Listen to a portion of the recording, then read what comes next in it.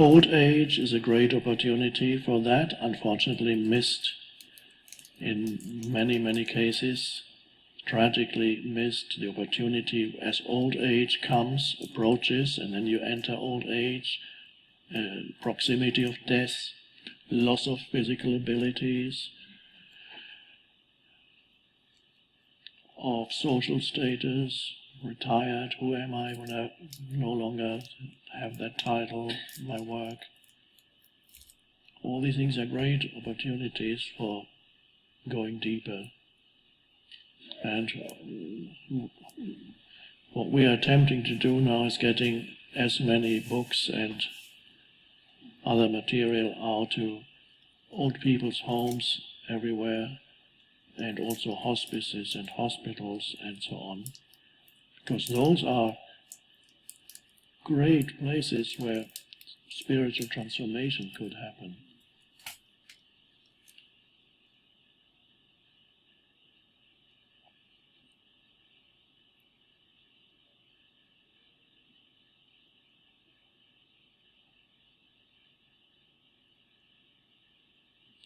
So the important thing then is sense your presence, the presence of you, which is not the person, something deeper.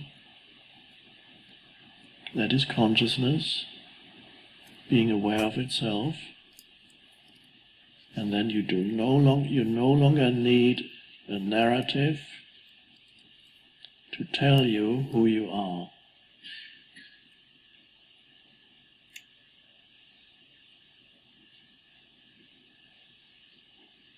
Free of that conceptual sense of self.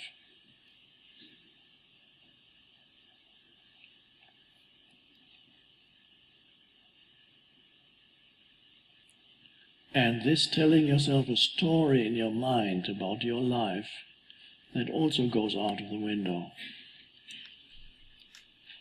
My life. This is what it has come to.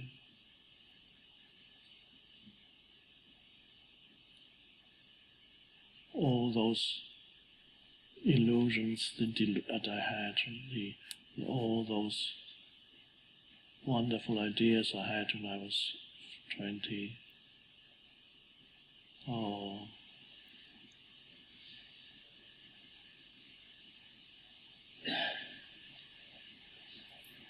Now you may well still be at the peak of your success, worldly success, and that's fine. Why not enjoy it? It's not who you are, so you better go into the presence, because it doesn't last.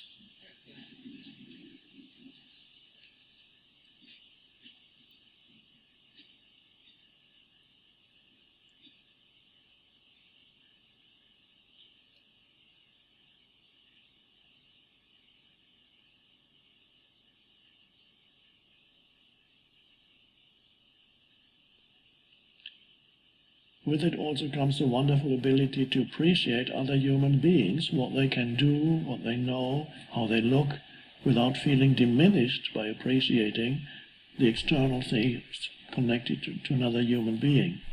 The ego can't do that, because if the ego appreciates something, it might pretend because it wants something from you, but if the ego appreciates something, it feels diminished.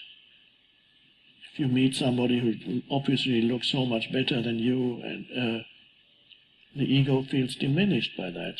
So sometimes it tries to say something critical about that person in order to restore the injured sense of self. It's absurd, but that's how it works.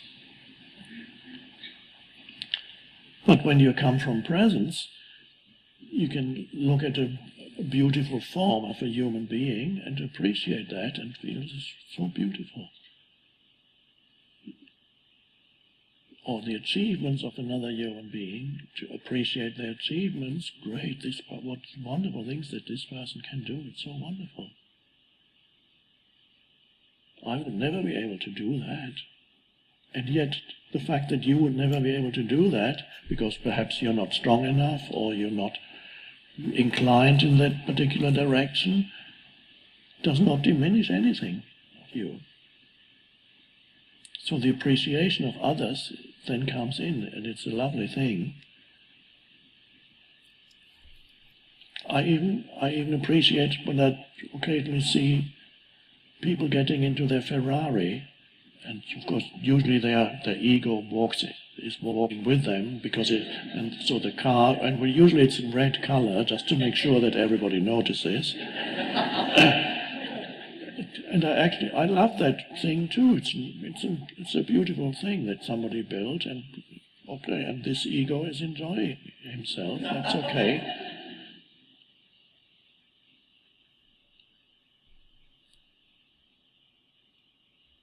Okay, I don't understand. Very difficult. Okay, so Do you understand? yeah, I think I do understand. So he's talking about finding yourself. That means your true self through consciousness. So the state of identifying yourself with a role that you play, or an achievement that you do, or something that you're good at, or a job that you have, a title that you hold.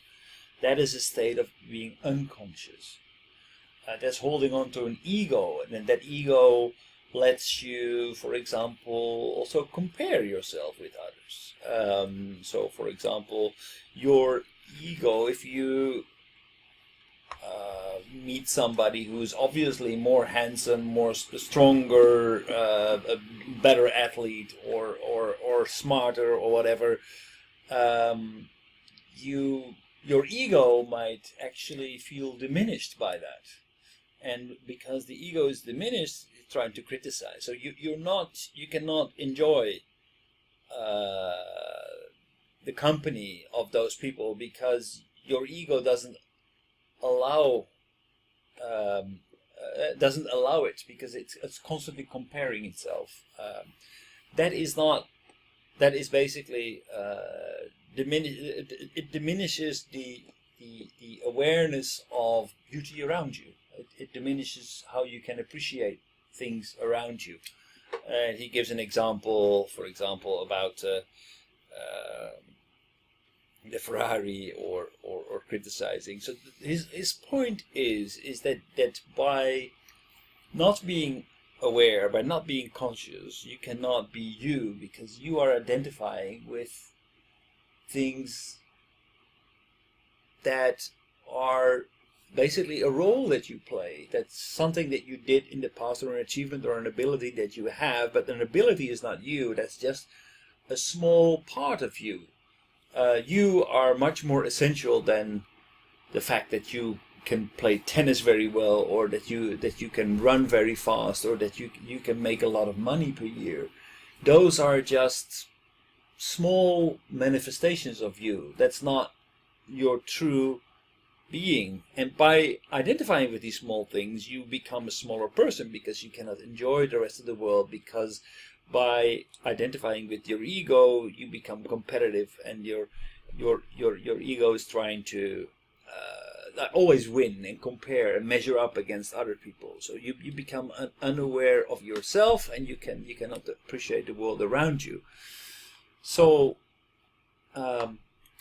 becoming conscious will make your experience much deeper, because it will reduce you of your fear. It will bring you to your essence, and it will also allow you to appreciate other people and other things around you much more, because you are not trying to compare. You do not feel diminished by others, other achievements, and constantly want to measure up, because you don't care about your ego and the insignificant, the insubstantial things.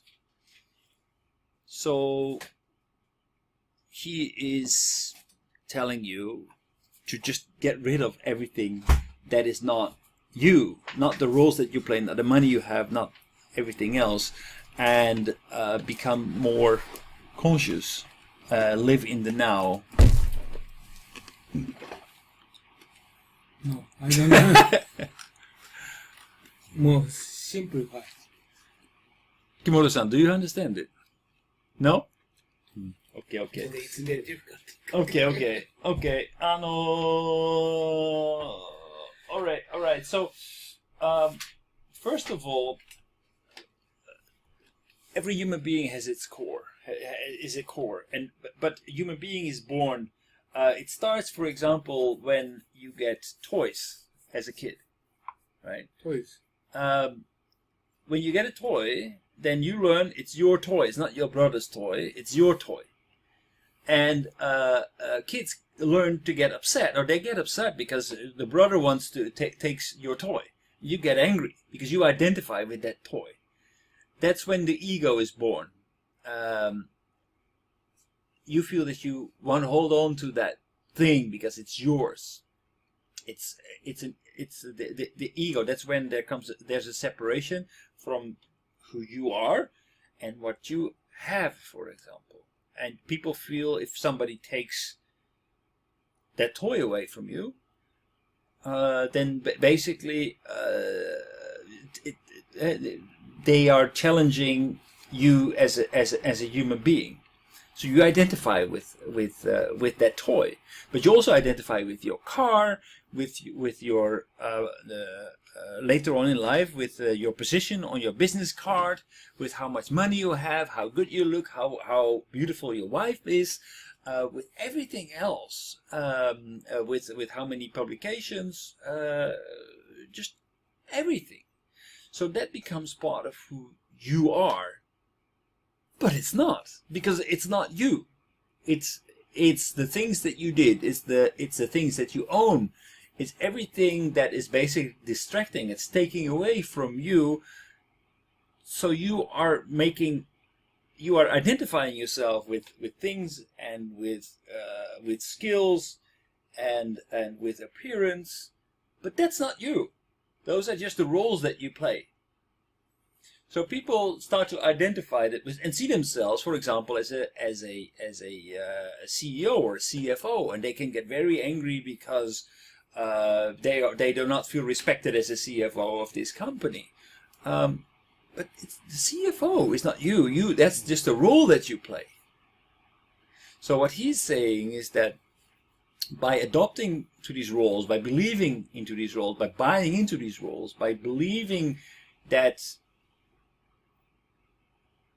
you are the role that you play, you become, you lose the touch with your deeper self. So you cannot see things as they are. You cannot stand still and look at the moon and think of nothing, because you think of everything. You think of your car, your Ferrari, or the fact that your neighbor bought a bigger car than you did. There's nothing to do with you. It's completely, but if you identify with that car, if that car is an extension of you, then you can get very upset about that. Then all these thoughts, all these things are distractions about you being here and looking at the moon. You have anxieties about your neighbors. You have anxieties about the future. You have things about the past.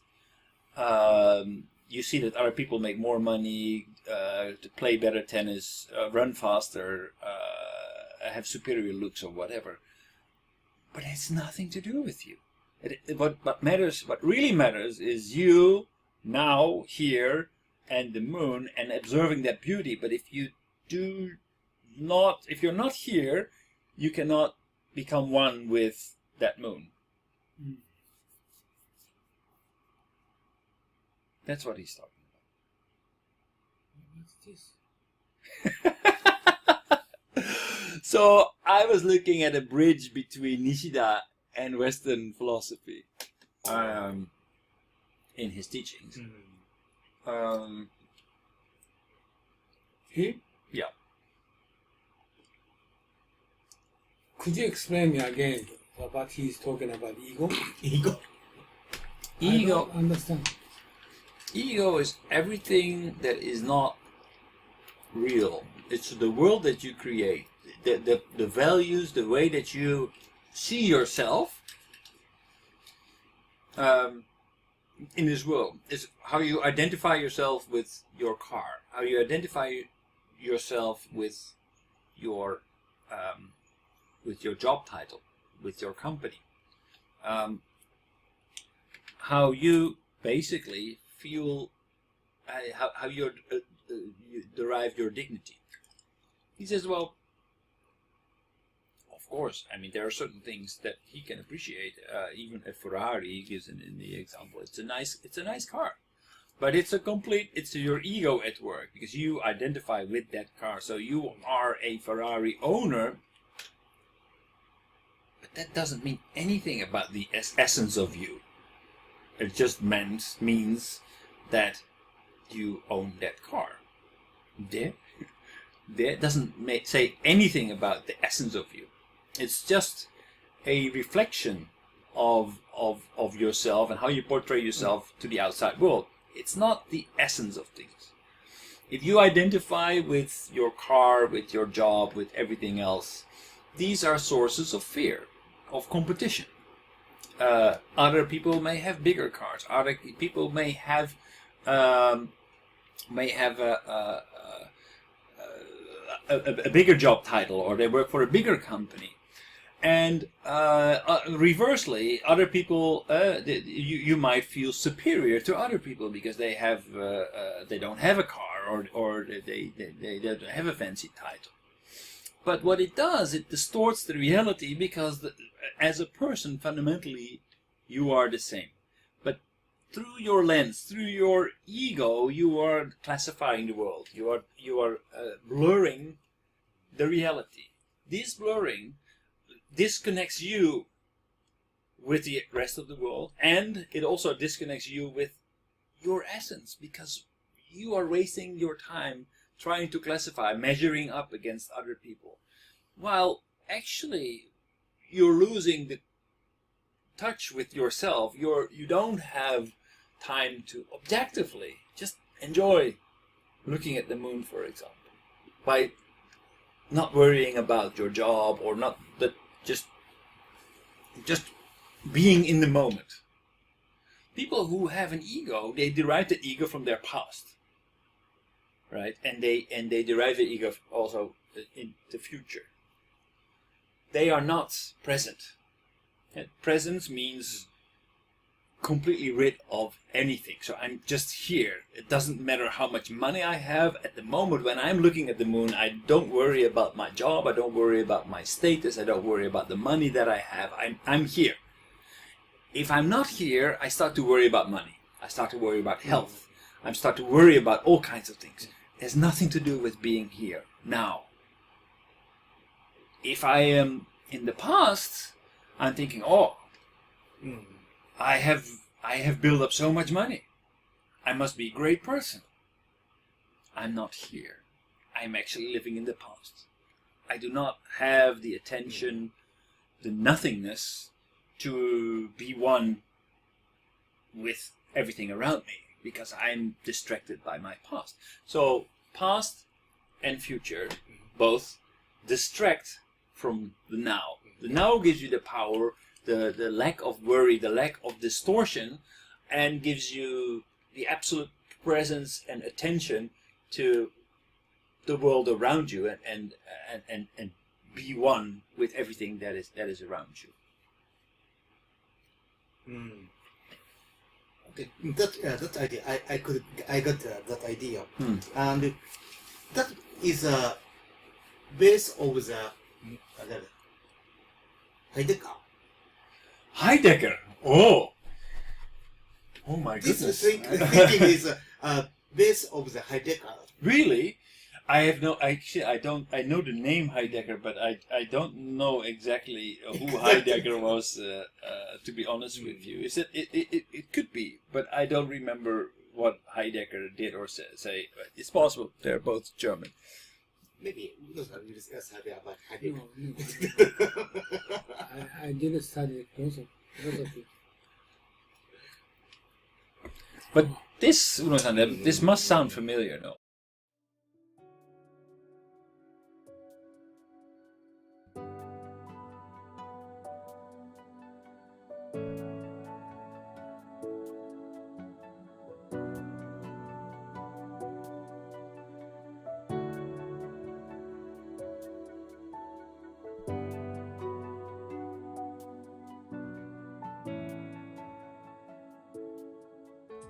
はい、皆さんこんにちは、雲野です。